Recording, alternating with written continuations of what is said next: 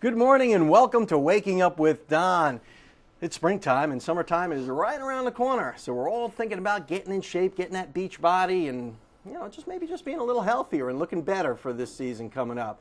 I've got a fella here by the name of JT who can tell you how to get that balance between exercise and nutrition to make sure your body is performing at the optimum level. JT, welcome to the show. Thanks for having me. Now your credentials are pretty impressive, and most noteworthy, beside all of the school and everything that you went through to do this for people, is that you were an advisor or a dietitian for The Biggest Loser? Nutritionist, but a nutritionist. Yes. Right. Once they actually go to California and go to the farm, which is and where they start. For those of you who don't know what The Biggest Loser was, that was when these very large people compete to lose weight, and you were actually part of that show as a nutritionist. Yeah, not in California, but once they're out there to do the beginning of the shoot, and then when they leave and go back to their hometown, they're able to solicit, a nutritionist or someone to help. And I did work with 3 or 4 families and 4 or 5 individual contestants of the show. Yeah, that's it. Now, you don't have to be. I have a friend who's very large, and he's got a great sense of humor, but he knows he's very large. He's 300 plus. And he goes, "Hey, good news, I lost 40 pounds. He says, now I'm only morbidly obese. Yeah. Instead of disgustingly obese, I'm only morbidly obese. And he jokes about it. He's got a great sense of humor. But he knows it's a health risk. It is. I mean, how bad is that for you when you're, say, 100 pounds overweight? At the very least, it exacerbates any existing health problems he has: cholesterol, blood pressure, diabetes. But a lot of times we see that creating the problems. If we get their weight in check, get their nutrition in check, once their body fat drops and they start to eat the way they need to eat, the frequency, the types, the hydration, some natural supplementation. We've had an incredible success rate for folks drastically reducing and or coming off of medications pretty routinely and pretty quickly. It's not a 6-month period of time before these things start to happen. It's a matter of days or weeks. So what you are what you eat, I guess, is kind of true. More true than what we it sounds imagine. cliche, but if you get your weight under control and you eat the right things, your blood pressure can become under control. Is that what I'm hearing? Quickly, absolutely. Isn't that amazing? Yeah, it's. I think it's become even more apparent to me working with Dr. Nation, being that close to the medical side. For years, I was requesting information from doctors and working kind of, almost at times against, because I've been in the prevention business, if you will, for a long, long time, and not just medicate and treat whatever disease is going on, but trying to either reverse or prevent. So, being able to have access to the blood work and have a great physician, literally next door. So you're not just telling people what to eat, and you're not just a fitness trainer or any of that stuff. You've got a doctor at your disposal who's going to give you no kidding medical advice on how to do this in a healthy and helpful way. Absolutely. I'll have to give props to Dr. Nation. He's extremely good at what he does. But the thing that's most impressive about him and the way that he does medicine is that he's trying to prevent. He's not interested in putting a lot of medications out, if not necessary. He's very acutely aware of what their medical concerns are, how it relates to nutrition, and we work very closely together to see the. I'm sorry. To see how their blood work goes, see what their medications are doing, how much they're taking, how much they need to reduce, and it happens on a routine basis. We've had, I had a lady recently that's lost 40 plus inches, 20 plus pounds, and has come off 7 of her 9 medications. Wow. So, and this is over the course of about 5 weeks. Yeah, because that whole weight gain, that crazy weight gain that a lot of us get, particularly when we get a little older, guys like when you think you get that little paunch and, maybe you're not as tight as you used to be and all that, those little problems start to creep up. We got to run off to a break, but I want you to explain something to me on the other side of this break. I've heard this expression, eating clean, and maybe you can tell us what all that means. Sure. And what we need to do to eat clean. Absolutely. Now, off to your local weather, brought to you by the West Pittman Law Firm. westpittmanlawfirm.com. Welcome back to the show. I'm here with JT Dr. Nation's practice up here on Ohio Avenue in Lynn Haven, and JT is a nutritionist, and he's going to tell us about eating clean. I've heard that expression, eating clean. Now, when I was a kid, it was like, clean your plate. That was eating clean to me. But for someone with your credentials, that means something entirely different, doesn't it? It's a term it's been coined for years and years.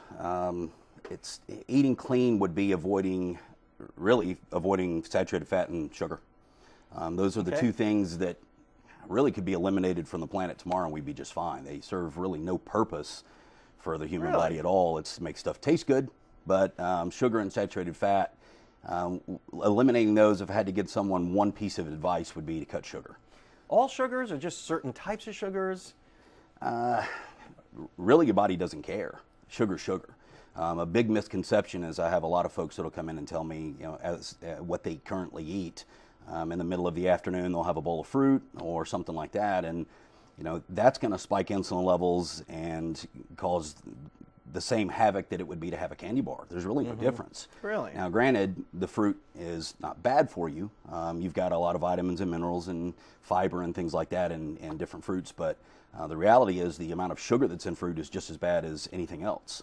And it doesn't really make a difference. Your body doesn't care. Because you always associate fruit and vegetables in particular as being kind of a healthy treat, you know? I mean, apple a day. And one would be great.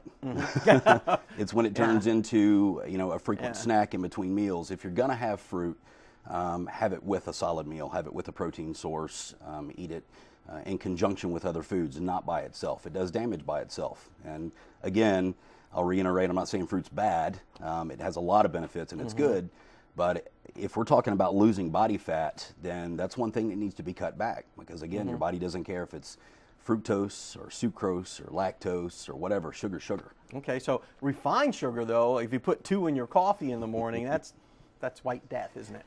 It is, and when you start talking about refined sugar or table sugar, is not too much different than eating plastic. Your body's ability to absorb that and use that is very low. A lot of times that doesn't, it'll cause the bad things, but doesn't have any good in it whatsoever. Years ago, I saw an interview with Sid Caesar. I don't know if you remember who Sid Caesar was. The golden age of TV. He was a comedian, and he was like one of the original fitness guys, in the TV industry. And very funny man. But I saw the interview. He says, and someone had asked him, I think it was a dinosaur show, one of those, and they're like, "How do you stay so healthy?" And he said, "No fat, no sugar, no salt. Period." And that was his lifestyle. If you did nothing but that, it would make a substantial difference. Even just cutting sugar alone, if you didn't do anything else to your diet except eliminate sugar, it would make a substantial difference in the way you look and the way you feel, your sleep patterns, lethargy during the day. Certainly when you start moving towards folks that are borderline diabetic and things like that, it makes a huge difference. How about salt? I mean, we all like a little salt, and it seems to me that almost everything you eat has already got salt in it, particularly if it's processed. Yeah. When you start eating clean, those things have less sodium. It's the stuff, if you picture a grocery store, shopping around the edges of the grocery store is your healthiest and best bet. Anything in the center that's got a good long shelf life has got a lot of sodium, a lot of preservatives and things like that. That's a good way to remember, because that's all the produce and dairy and that's right. Yeah, fish and meat. Yeah. But in general, the amount of fruits and vegetables you have, the veggies wouldn't fit in the same category. You really couldn't overeat those. And if you overate the vegetables, broccoli, cauliflower, zucchini, Brussels, spinach, asparagus, things like that are all very high in fiber and very good, but people also add to that equation corn, cucumbers, carrots, tomatoes, chickpeas, things like that. And now we're talking about that's nutritionally a lot closer to fruit, especially things like corn. They're very starchy, turn into sugar quick. So a lot of it's education. Just what the mass has pushed out of what's good and what's bad is very skewed.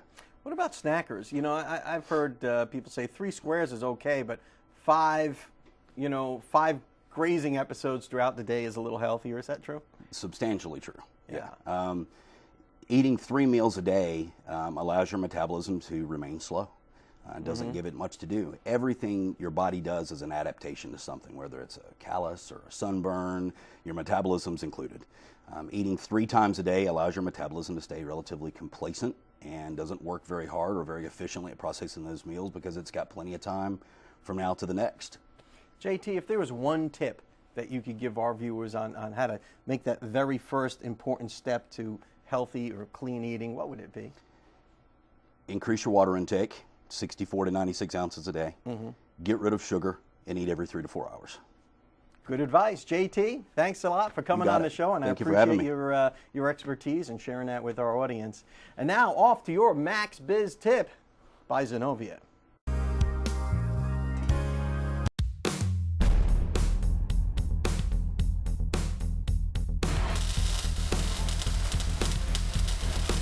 Hi, this is David Lovett, and this is your Mad Hatter Minute. Today we're going to be talking about brakes. It's a great thing when your car runs right, but it means very little if you cannot stop. If you're maintaining your vehicle on a regular basis, you're rotating your tires every 6,000 miles. A good service technician, when rotating the tires, will be inspecting the brake system. They'll be looking at your brake pads, your brake calipers, your brake hoses, and your brake rotors. It's up to that technician to come back out and tell you, the customer, that you're getting close to needing a brake jobs. Brake jobs are a very simple process. A sign you can tell by yourself if you're going to need a brake job is a vibration. You get a vibration in the steering wheel, or you get a vibration back in the seat when you're applying your brake pedal. What this is your brake pads are closing in on your brake rotors, and your brake rotors are getting warped. They're warping left, they're warping right, getting high and low spots. And when you press your brakes, it creates a vibration which you feel back into your steering wheel and back in your seat.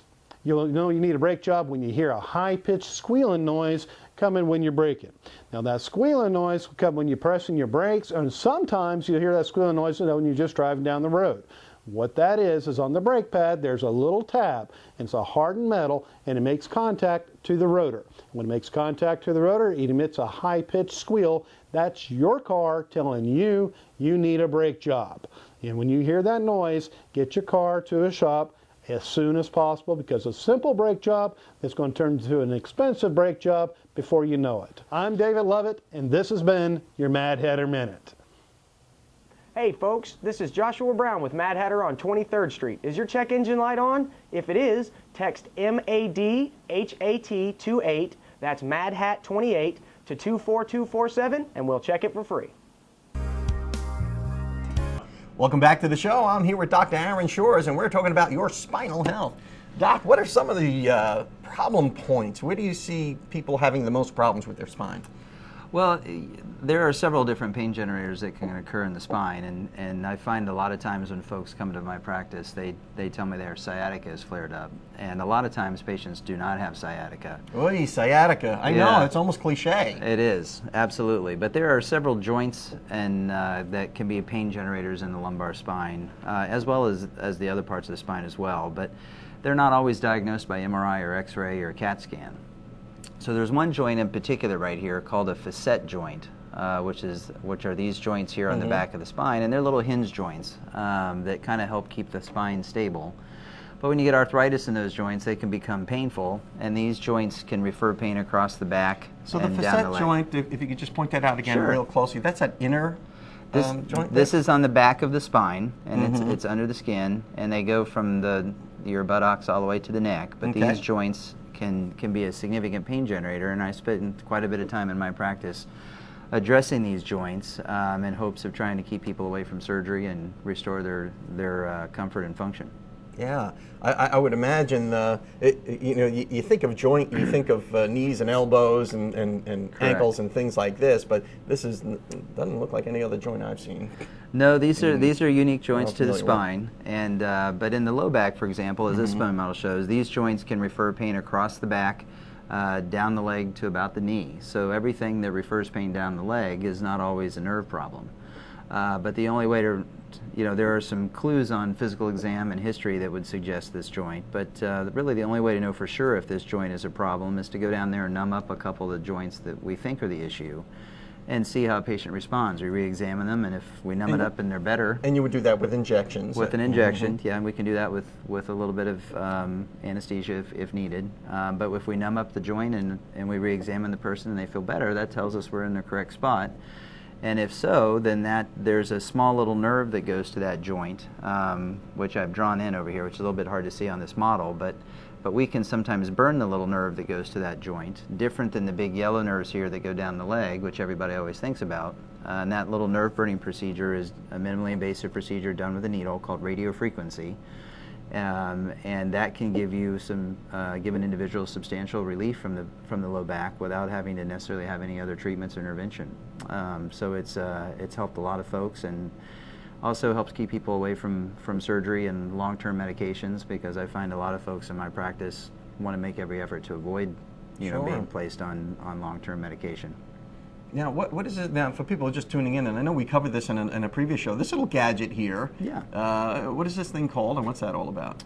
Well, this little gizmo is something called a spinal cord stimulator, and this is something that that we will implant in the back for people who have different kinds of back pain or nerve problems, either from pinched nerves in the back or something called neuropathy.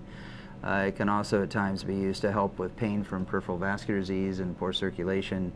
So it's another device that we use. So you would implant this in a person's buttock or wherever, and then run this up into the problem point, and then it would, I guess, emit some sort of charge or current in there? This catheter has some metal contacts on the end of it. It's hard to see on this particular model, but it puts electricity along the nerves in the back, not to shock the patient, but to block the pain transmission.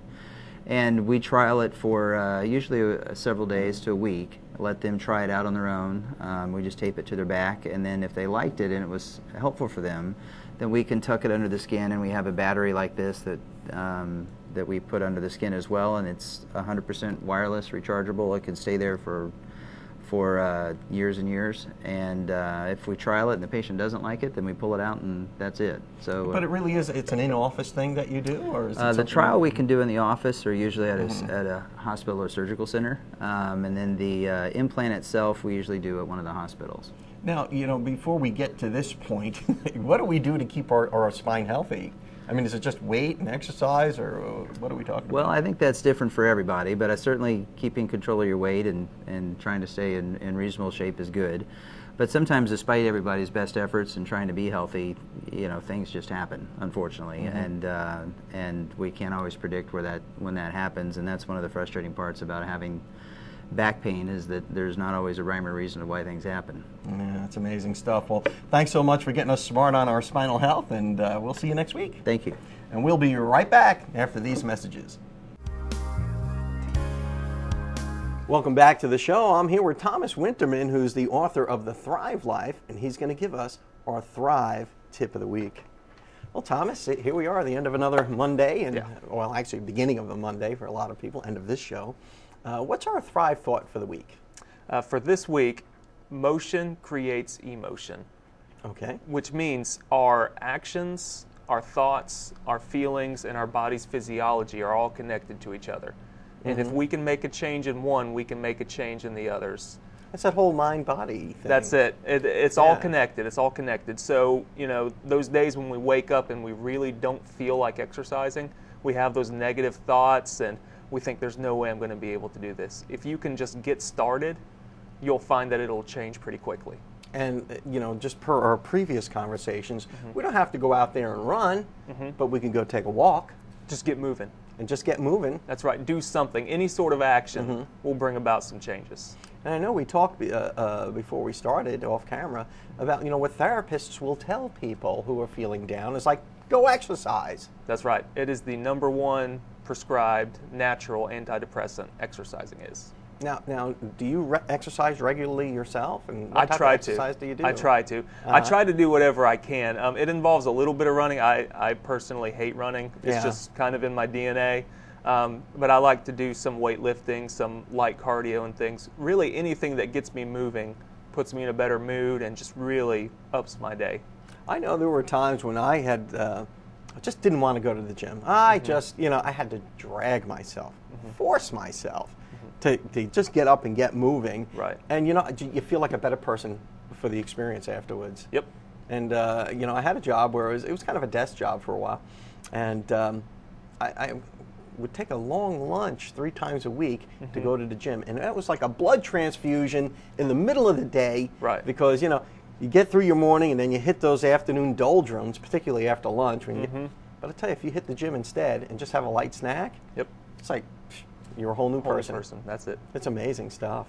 So what other things can we learn from the Thrive Life, and can we get a copy of this? The Thrive Life, really the way I like to describe it, is a guide to gaining control over your life. So whatever it is you want to do with your life, I believe the Thrive Life can help you focus those goals and get there. And you can find it on Amazon.com. And of course, your personal story was you wrote this book and because you were at a place in your life at one time where you weren't really thriving. That's right. And you just did some introspection and figured this out. That's right. And there's, I guess, mental. I guess there's a spiritual dimension to this. And now, of course, there's a physical dimension too. That's right. It's amazing stuff. Thomas Winterman, thank you so much for that Thrive Thought of the Week. And that Thrive Thought again is? Motion creates emotion. Motion creates emotion. And that's your Thrive Thought for the week. We'll see you next time.